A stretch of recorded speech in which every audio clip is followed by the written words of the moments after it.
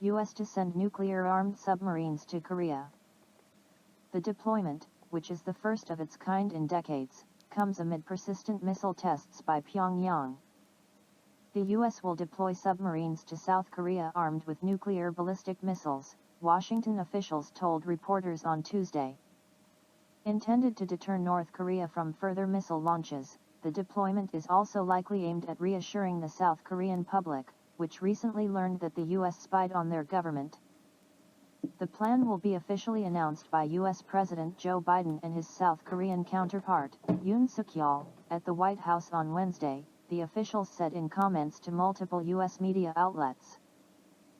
Both men are expected to sign an agreement known as the Washington Declaration, under which they will step up intelligence sharing and joint military exercises, while the U.S. will send nuclear-armed submarines and bombers to South Korea on a rotating basis. We intend to take steps to make our deterrence more visible through the regular deployment of strategic assets, including a U.S. nuclear ballistic submarine visit to South Korea, which has not happened since the early 1980s, one of the anonymous officials said. They compared the move to what we did with European allies during the height of the Cold War in similar periods of potential external threat, referring to the North's missile program. Pyongyang has test-fired more than 100 missiles since the beginning of 2022, and this month alone tested its first solid-fuel intercontinental ballistic missile and a nuclear-capable underwater attack drone. Officials in Washington and Seoul have claimed since last year that the North is gearing up for its seventh underground test of a nuclear weapon.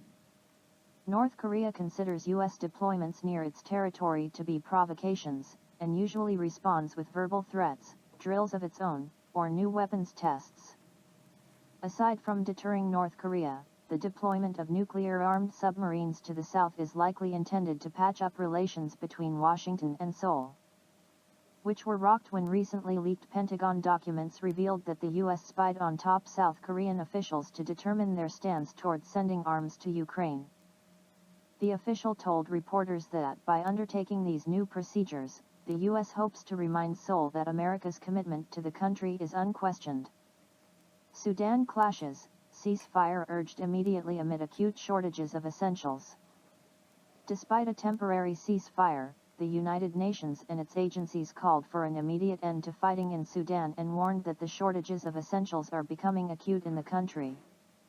A prolonged, full-scale war is unbearable to contemplate, said UN Secretary-General Antonio Guterres at a UN Security Council meeting on Sudan on Tuesday, adding that the 10 days of violence and chaos in the country are heartbreaking. Fighting must stop immediately. The power struggle between the Sudanese armed forces and the Rapid Support Forces in Sudan is not only putting the country's future at risk, it is lighting a fuse that could detonate across borders, causing immense suffering for years, and setting development back for decades, Guterres said. The fighting must stop immediately. Acknowledging the conflict will not and must not be resolved on the battlefield, Guterres demands the parties to the conflict respect the 72-hour ceasefire and come together to establish a permanent cessation of hostilities. China's permanent representative to the UN Zhang Jun also called on both sides in the conflict to end fighting as soon as possible to avoid further escalation of the situation. Noting Sudan is an important country in the Horn of Africa, Ambassador Zhang said if the current conflict drags on and escalates, it will inevitably lead to greater spillover risks, which are not in the interests of Sudan and will jeopardize regional peace and stability. What is pressing now is to bring the conflict to an end as soon as possible, encourage the parties to the conflict to resolve their differences through dialogue, and bring the political process and economic and social development back on track. Acute shortages of essentials. The UN humanitarian agency said at the UN meeting that the shortages of essentials are becoming acute in the country, sending prices soaring and evacuees heading for the borders. Authorities reported that a 72-hour cessation of hostilities went into effect midnight Monday and appeared to be mostly holding Tuesday. After 10 days of fighting, shortages of food, water, medicines, and fuel are becoming extremely acute, especially in Khartoum and surrounding areas, the UN Office for the Coordination of Humanitarian Affairs, OCHA, said. The price of essential items, as well as transport, are skyrocketing. Oka said that in Wad Madani, a Jazeera state, bordering Khartoum, prices of essential goods increased 40% to 100%.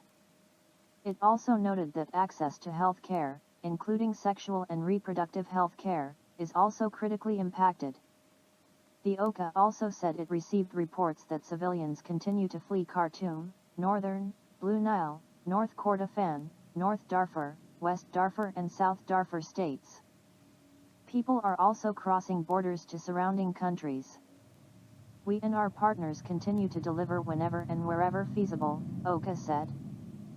Fighting broke out in the capital city of Khartoum on April 15 between two factions of the Sudanese military and quickly spread to different areas in the country. Data from the Sudanese Health Ministry said at least 460 people have been killed and more than 4,000 others wounded. Swedish Rocket Crash lands in Norway, earning stern rebuke from Oslo. Norway has described rocket crashes as alarming incidents that can cause serious damage and urged those who might cause border violations to let the relevant authority know as early as possible, something Sweden blatantly failed to do. A research rocket launched from northern Sweden crashed to the ground in the Norwegian mountainside in the remote north of the country, causing a rare rift between the neighbors, as it transpired that Sweden delayed in informing Oslo of the mishap. The rocket and its payload, launched early Monday from the S-Range Space Center in Kiruna in the most northerly parts of Sweden, crashed in a desolate mountain range in Malselv at an altitude of about 1,000 m in Norway's Troms og Finnmark county. About 10 kilometers from the closest inhabited area and about 40 kilometers northwest of the planned landing site. The rocket was 9 m long and weighed 1.3 tons at takeoff. Though no one was injured, Norway's foreign ministry issued a stern rebuke. The crash of a rocket like this is an alarming incident that can cause serious damage, the ministry in Oslo said. When such a border violation occurs, it is crucial that those responsible immediately inform the relevant Norwegian authorities through the proper channels, it added. Norway's Civil Aviation Authority also stressed that it had only learned about the crash from the Swedish Space Corporation's delayed press release, and that there had been no direct contact. The Swedish rocket was carrying out experiments in zero gravity at an altitude of about 250 kilometers. The rocket took a slightly longer and more westerly trajectory than calculated and landed after completing a flight 15 kilometers into Norway, the Swedish Space Corporation, SSC, said in a subsequent statement, adding that work to retrieve its payload was underway. However, Norway's foreign ministry also pointed out that retrieval work should not begin without permission from Norway's authorities. It also stressed that wreckage from such rockets may be contaminated with rocket fuel or other toxic material. Though rare, the event is not unique. In 2009, a rocket launched from Sweden also ended up on the Norwegian side of the border. We are in the process of investigating what caused the rocket to end up outside the designated area, Marco Koberg, head of SSC's Rockets and Balloons Division, told Swedish media. The S-Range Space Center was established in 1964 some 40 kilometers east of the mining town of Kiruna, in Sweden's Norrbotten county. It is mainly for scientific research using balloons at great altitudes, investigating the aurora borealis, launching rockets, and tracking satellites. Its location in a vast wilderness is said to be ideally fitted for launching satellites. Over the decades, hundreds of rockets and stratospheric balloons have been launched. The base is surrounded by a large landing area, about twice the size of Luxembourg. U.S. should provide cluster bombs to Ukraine, Congressman. The Biden administration should consider providing Ukraine with cluster bomb munitions as there are 2 million available in U.S. stocks to determine their effectiveness on the battlefield as Russia continues its special military operation, Congressman Joe Wilson said on Wednesday. I hope every effort will be made to look into providing the cluster bombs that we have 2 million available, Wilson said during a House Committee on Armed Services hearing. This is not the first time U.S. lawmakers have called on the Biden administration to send cluster munitions to Kiev. In March, a group of Republican lawmakers sent a letter to President Joe Biden, urging him to send cluster munitions to Ukraine for use amid Russia's special military operation there. Russian Deputy Foreign Minister Sergei Ryabkov has responded by calling on the United States not to follow the path of escalation. He added that U.S. congressmen calling for the supply of cluster munitions to Kiev do not realize what the consequences for the attackers could be. Kabul airport attack mastermind killed by Taliban, U.S. officials.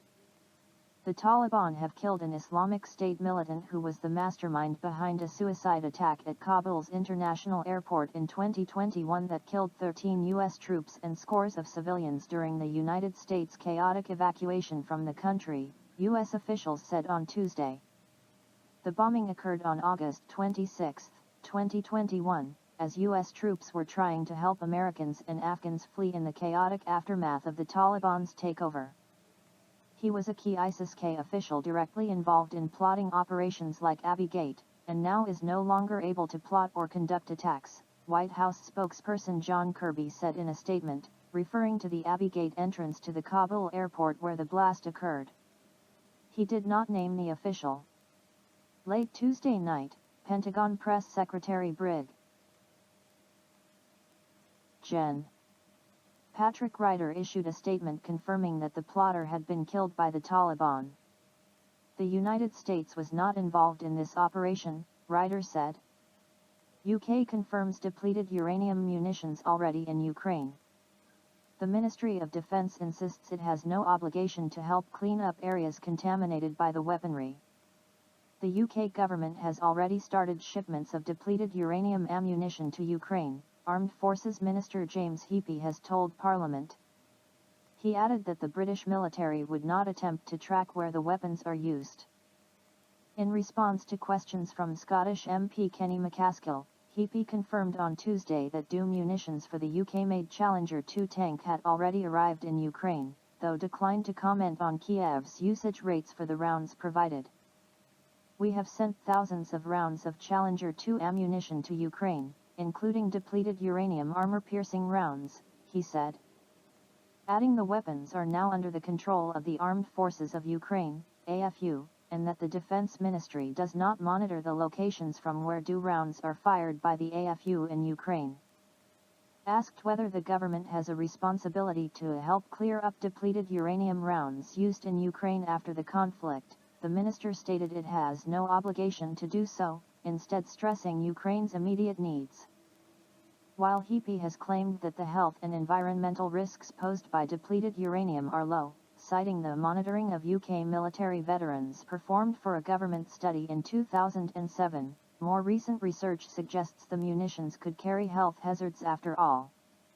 The US used DU ammunition heavily during its two wars in Iraq, with some researchers claiming the weapons could be linked to a spate of birth defects later observed in the country. According to Doug Weir, an expert with the Conflict and Environment Observatory, when DU penetrators strike a target, they fragment and burn, generating chemically toxic and radioactive DU particulate that poses an inhalational risk to people. Both the US and UK governments have long disputed the alleged dangers, however.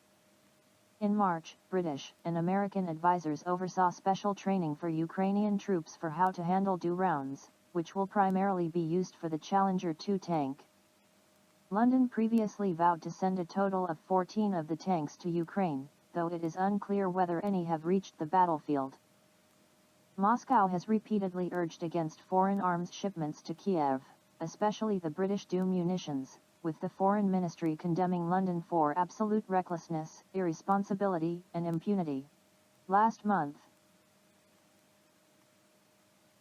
the Russian military also warned that the use of uranium shells is likely to cause irreparable harm to the health of Ukrainians and inflict tremendous economic damage to the agro-industrial complex in the region, citing the weapon's impact in Iraq.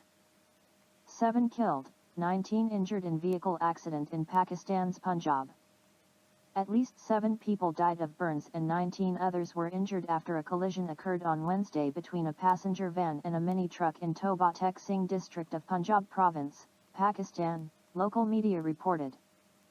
Young Biden believed 63 was too old for politics. While his age is now turning off many voters, the 80-year-old U.S. president once played his youth to his advantage. U.S. President Joe Biden got his start in politics by hammering a 63-year-old opponent for being too old to serve. Now the oldest ever U.S. commander-in-chief, Biden is being bashed by Republicans and Democrats alike for being over the hill. Biden was 29 years old when he was elected to represent Delaware in the U.S. Senate in 1972. His campaign offered a preview of the highly personal style of attack ads that would come to dominate American politics in the years since, with one radio ad describing his opponent, incumbent Republican Cale Boggs, as being trapped in the past. One of the biggest differences between Cale Boggs and Joe Biden is the things they worry about, the ad stated, according to a CNN report on Tuesday. In Cale Boggs' day when Stalin ruled, Americans had visions of the Russian soldiers in our streets. In Joe Biden's day, Americans have visions of American criminals in our streets. Joe Biden, he understands what's happening today, the ad concluded. Cale doesn't want to run, Biden told the Delaware Evening Journal on the campaign trail. He's lost that old twinkle in his eye he used to have. The strategy paid off, with the Associated Press reporting that Biden stressed age to defeat Boggs after he won by 1/6 of a percentage point. Biden is now 17 years older than Boggs was at the time of the election, and faces much of the same criticism he heaped on his Republican opponent in 1972. Biden has been accused by Republicans of focusing excessively on countering Russia and Ukraine, while crime rates rise in American cities. While Biden once described Boggs as losing that old twinkle in his eye, Biden's opponents point to his verbal slip ups and visible confusion as evidence that the president is experiencing advanced cognitive decline. Biden announced on Tuesday that he will seek re-election in 2024. Should he be successful in that endeavor, he will be 86 at the end of his second term. Biden is already the first U.S. leader to serve into his ninth decade, and a Reuters poll published on Tuesday found that 61% of registered Democrats felt that he is too old to continue working in government. Politicians have aged since Biden first took his seat in the Senate.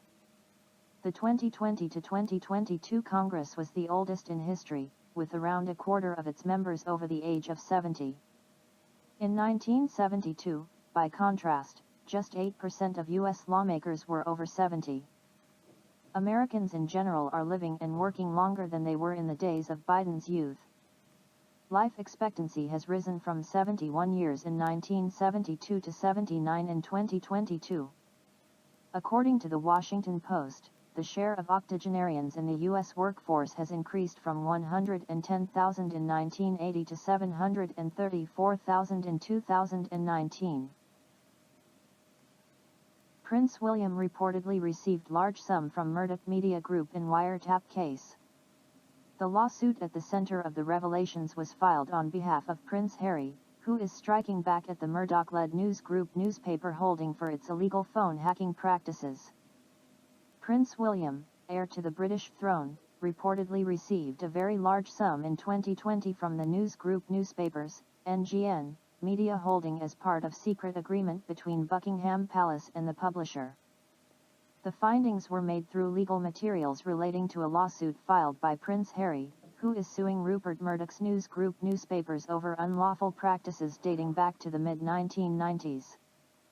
Prince Harry has claimed that the royal family and the top management of NGN came to a secret agreement whereby royal members postponed legal proceedings in court in exchange for a later apology. According to the Duke of Sussex, this was done to avoid a public trial. It is important to bear in mind that in responding to this bid by NGN to prevent his claims going to trial, the claimant has had to make public the details of this secret agreement, as well as the fact that his brother, His Royal Highness, Prince William, has recently settled his claim against NGN behind the scenes, the court filings said, as quoted by media. At the same time, NGN denied the existence of such a secret agreement, and a spokesman for Buckingham Palace refused to comment on the ongoing trial. Meanwhile, Lawyers representing Prince Harry said the late Queen Elizabeth gave the Duke permission in 2017 to seek the truth in court and try to get a personal apology from Murdoch. The hearing on the case will take place after the coronation of King Charles III and will decide whether the case will go to trial. It marks just one of 4 cases being pursued by Prince Harry against UK media. Allegations of hacking by British tabloids began to surface in the late 2000s, with the editor of the defunct News of the World and a private investigator later going on to be convicted in 2007 for the illegal practice. Talk of the unlawful behavior resurfaced in 2010 after it was determined that British police had been complicit. It was previously noted that William's voicemails had been hacked upwards of 30 times, with Harry's just on 9 occasions. The phone belonging to the Princess of Wales occurred more than 150 times. South Korean leader's U.S. visit sets stage for new Cold War in Pacific. The election of right-wing South Korean President Yoon Suk-yeol has once again frozen relations with the North. Greg Ellich, Korea Policy Institute board member and a contributor to the collection Sanctions as War, Anti-Imperialist Perspectives on American Geoeconomic Strategy, said Seoul had taken Washington's side in the broader new Cold War. The South Korean presidential state visit to the U.S. is intended to cement agreement on ratcheting up the new Cold War with China, North Korea, and Russia, says a regional expert. Yoon Suk-yeol arrived in Washington, D.C. on Tuesday for talks with U.S. President Joe Biden. Officials said the focus of the discussions was North Korea's nuclear weapon and missile programs, now back in motion after a deal brokered by former U.S. leader Donald Trump collapsed after the U.S. resumed its twice-yearly joint military exercises with the South. Greg Ellich told Sputnik that Yoon's visit was about overt military aggression, alliance building, and threat signaling, not the stalking horse of Pyongyang's missile tests. Yoon repeatedly made it clear that he wants to subordinate South Korea's foreign policy to the U.S. Indo-Pacific strategy, Ellich said. Basically, he's adopted the role of vassal state. There's no critical examination of the U.S. role in the Asia-Pacific. He just wants to strengthen that alliance. The Asia expert pointed out that Yoon had recently angered Beijing by weighing in on Taiwan's claim to independence, describing it as a global issue that goes beyond the regional level. Taiwan is basically an internal Chinese affair. It's the one China policy that most of the nations in the world, including the United States, recognize that Taiwan is an inalienable part of China, Ellich said. This is Yoon's way of going along with U.S. policy lately of trying to internationalize and make Taiwan a global issue rather than internal affairs. At a recent meeting between Asian governments and NATO officials, the South Korean deputy foreign minister said he welcomed the US-led military bloc's leadership in the Pacific, adding that we hope to work more closely with NATO. The U.S. wants South Korea to provide direct military assistance to Ukraine, including howitzers and military shells, Ellich noted, pointing to Seoul's agreement to supply the U.S. with 500,000 artillery shells on credit ostensibly on the basis that they will not be re-exported to Ukraine. This is about South Korea saying that it's not adhering to its policy of not becoming directly involved with a war in Ukraine while actually doing so. Turning to the tensions between the Republic of Korea, ROK, and the Northern Democratic People's Republic of Korea, DPRK, the commentator did not believe the U.S. would back Yoon's recent threat to develop his own nuclear weapons. But one of the key things that they will be discussing this week is the U.S. nuclear umbrella over South Korea and what circumstances the U.S. would deploy nuclear weapons against North Korea, Ellich said. Both the U.S. and Yoon want to take a more aggressive stance against North Korea. They're doing everything to ramp up tensions. The DPRK's moratorium on nuclear weapon and missile tests was dependent on Trump's pledge to halt biannual US-South Korean military exercises along the demilitarized zone border that partitions the Korean peninsula. There's been a tremendous ramp-up in both the size and frequency of military exercises in South Korea, and not just in South Korea, Ellich said, also mentioning the Cobra Gold War Games in Thailand. That was directed to basically China because it was all about, quote, keeping the Indo-Pacific free and open. The standard coded language for the China campaign. But on the Korean peninsula as well, the US has flown this year in nuclear-capable bombers, he added. This is the largest exercise in several years, basically trying to keep tensions ramping up against North Korea. Washington briefs China on US Korean plans to up military drills in region. China is being briefed about plans between the United States and South Korea to enhance military activity near the Korean peninsula in light of Pyongyang's advancing nuclear missile capability, a senior U.S. administration official told reporters. We are briefing the Chinese in advance and laying out very clearly our rationale for why we are taking these steps, the official said. We believe that non-proliferation efforts in the Indo-Pacific are in the best interest of not just the United States and other leading states, but China as well. The United States and South Korea will announce plans to enhance joint military drills and to deploy a U.S. nuclear ballistic submarine in the Korean Peninsula region in response to North Korea's advancing nuclear missile capabilities, the official said. We'll announce that we intend to take steps to make our deterrence more visible through the regular deployment of strategic assets, including a U.S. nuclear ballistic submarine visit to South Korea, which has not happened since the early 1980s. The U.S. official said ahead of President Joe Biden's meeting with his South Korean counterpart.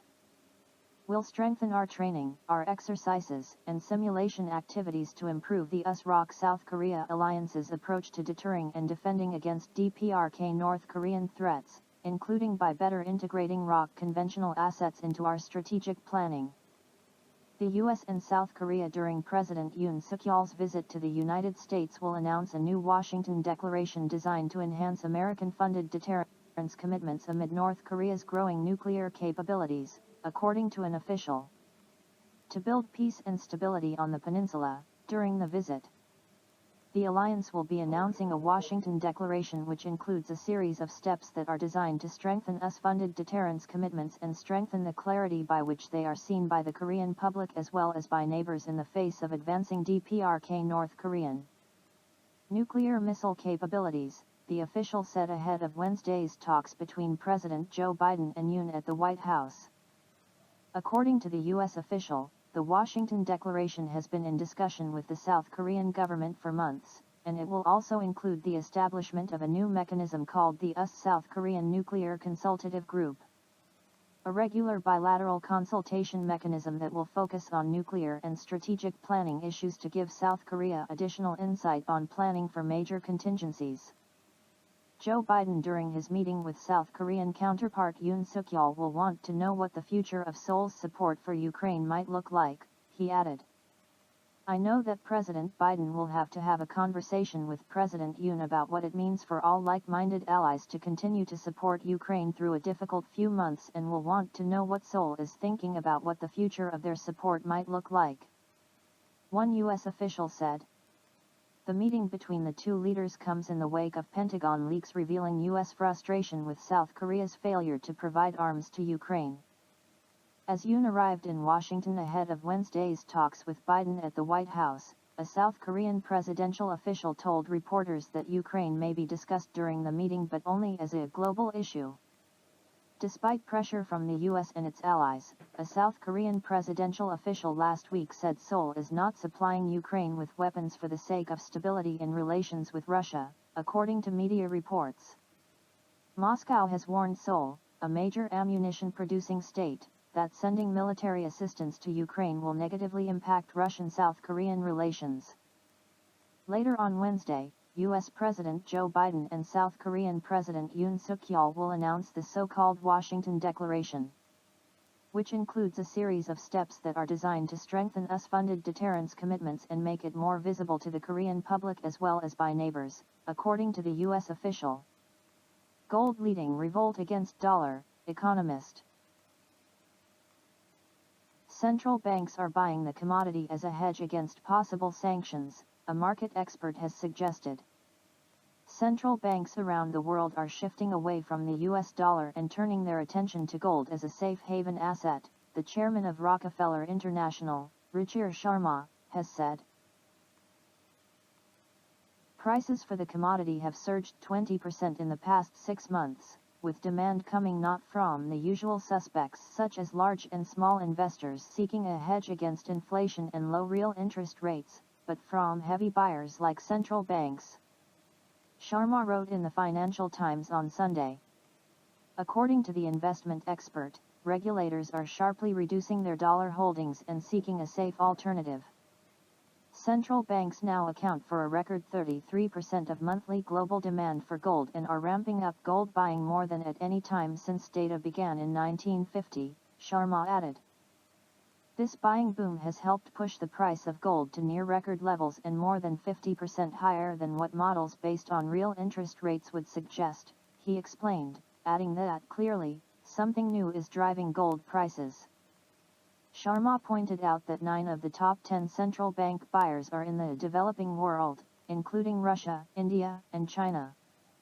Not coincidentally, these 3 countries are in talks with Brazil and South Africa about creating a new currency to challenge the dollar, Sharma noted. He attributed the rush for the precious metal to increasing sanctions pressure exerted by the US and its allies, with as many as 30% of nations facing international penalties, up from 10% in the early 1990s.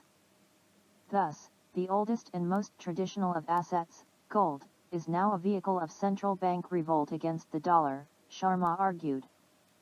Some countries began to seek alternatives after seeing Russian assets frozen abroad and the country cut off from the SWIFT global financial messaging system. Suddenly, it was clear that any nation could be a target, Sharma wrote. According to the expert, the US saw sanctions as a cost-free way to fight Russia, but in reality the weaponization of the dollar has come at a cost for Washington, as even allies such as Thailand and the Philippines have started to look for alternatives. China's bid boosts global sales that will save 5 million barrels of oil a day by 2030. After a record-breaking year of global electric car sales in 2022, Chinese car manufacturer BYD has overtaken Tesla as the world's leading producer of EVs after selling 1.85 million units last year, according to a new report by the International Energy Agency, IEA. That figure includes combined sales of battery and plug-in hybrid EVs. If sales of hybrid cars are removed, Tesla still remains the biggest seller of battery-powered EVs worldwide, but that could change as sales of electric vehicles continue to surge in China. In 2022, 10 million EVs were sold globally, and that number is expected to jump to 14 million this year, a rise of 35%. Much of that growth is likely to occur in China, the US, and Europe, where the overwhelming majority of electric car sales occurred last year. China is currently the front runner, with 60% of global electric car sales taking place there in 2022. The increase in sales of electric cars and other vehicles, such as buses and trucks, are likely to have a big impact on the energy sector. The IEA says that EVs could avoid the need for 5 million barrels of oil per day by 2030. IEA Executive Director Fatih Birol said, "Electric vehicles are one of the driving forces in the new global energy economy that is rapidly emerging, and they are bringing about a historic transformation of the car manufacturing industry worldwide. The trends we are witnessing have significant implications for global oil demand," Birol believes. The internal combustion engine has gone unrivaled for over a century, but electric vehicles are changing the status quo. By 2030, they will avoid the need for at least 5 million barrels a day of oil. Cars are just the beginning, electric buses and trucks will follow. Despite a concentration of electric car sales and manufacturing in only a few big markets, there are promising signs in other regions. Electric car sales more than tripled in India and Indonesia last year, albeit from a low base, and they more than doubled in Thailand. The share of electric cars in total sales rose to 3% in Thailand, and to 1.5% in India and Indonesia. A combination of effective policies and private sector investment is likely to increase these shares in the future. In India, the government's $3.2 billion incentive program, which has attracted investments worth $8.3 billion, is expected to increase battery manufacturing and EV rollout substantially in the coming years. In emerging and developing economies, the most dynamic area of electric mobility is 2- or 3-wheel vehicles, which outnumber cars.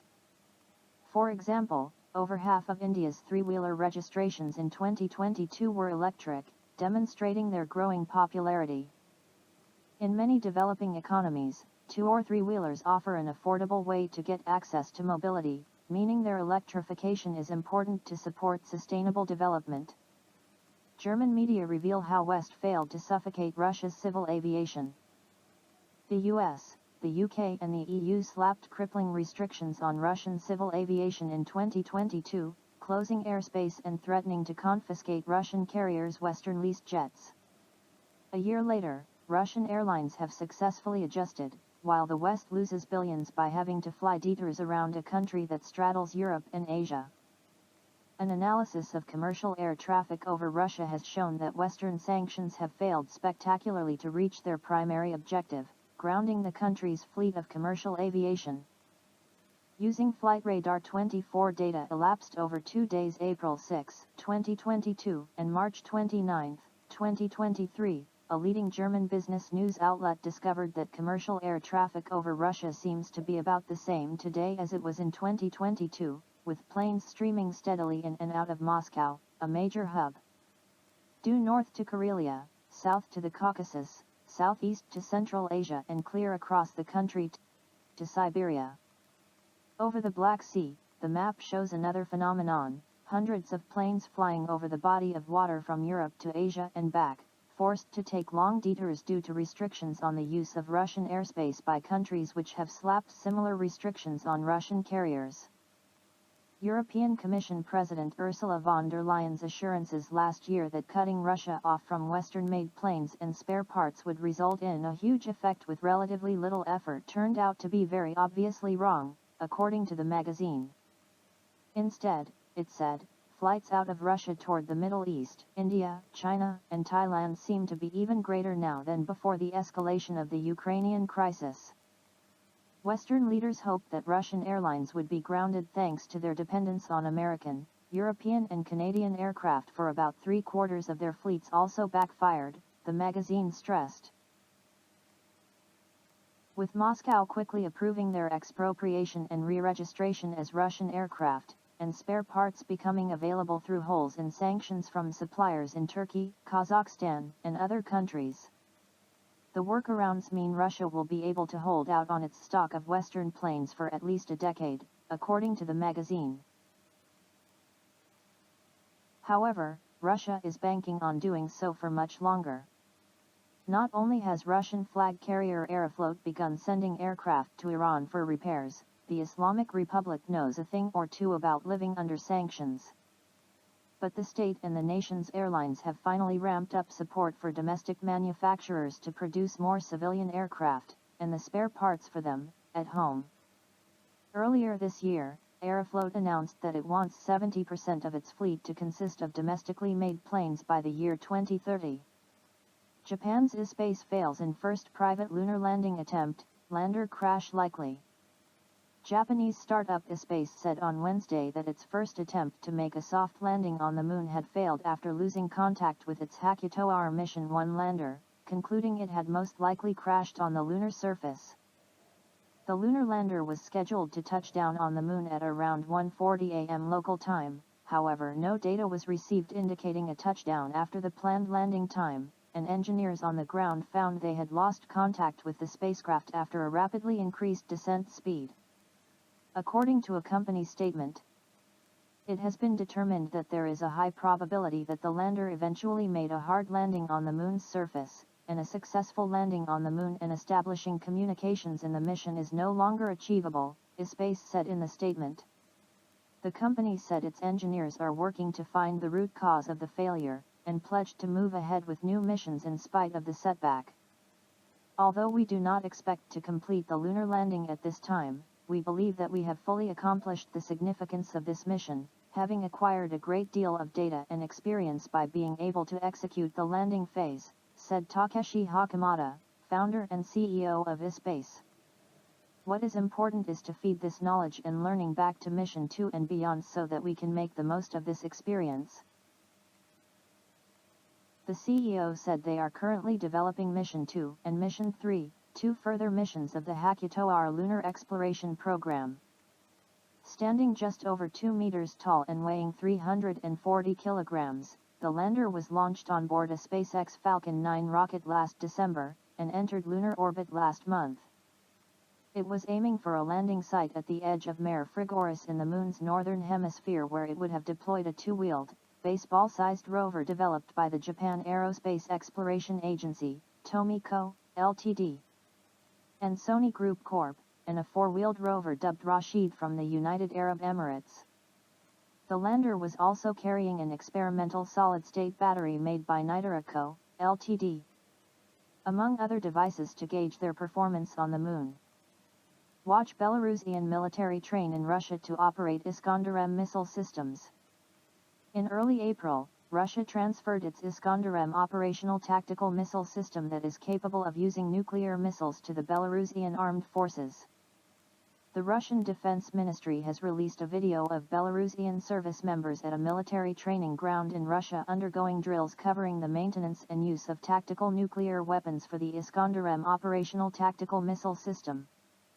During the exercises, special attention was paid to further enhancing practical skills in preparing the missile system for use and deployment, as well as conducting combat training launches, the Russian Defense Ministry said. The Iskander-M is a mobile short-range ballistic missile system developed by Russia. It has a range of up to 500 kilometers and is capable of carrying a range of conventional and nuclear warheads. The missile system is designed to evade interception and can be quickly deployed across different landscapes, such as deserts, snow-covered, and rough terrain. It also integrates advanced technologies such as inertial and optical guidance systems, making it highly accurate. World Intellectual Property Day: How Industrial Design Transforms China's Manufacturing. China's industrial design has developed rapidly in recent years, driving innovation performance in industrial manufacturing. Last year, the country joined the Hague System for the International Registration of Industrial Designs, an international treaty for design protection among 96 countries administered by the World Intellectual Property Organization, WIPO. According to WIPO data, China has sought protection for 2,558 designs, ranking second only 1 year after joining the system. Liu Quiliang, senior consultant of the WIPO office in China, emphasized that the visual effect of products has become a core competitiveness of enterprises. China's industrial design. Industrial design can contribute to standardization and mechanization of products in manufacturing, which helps maximize industrial efficiency and create high-quality products. China's industrial design used to focus on structure, function, color, packaging and branding. However, with the advancement of technology, it has shifted to the development of technological and intelligent design.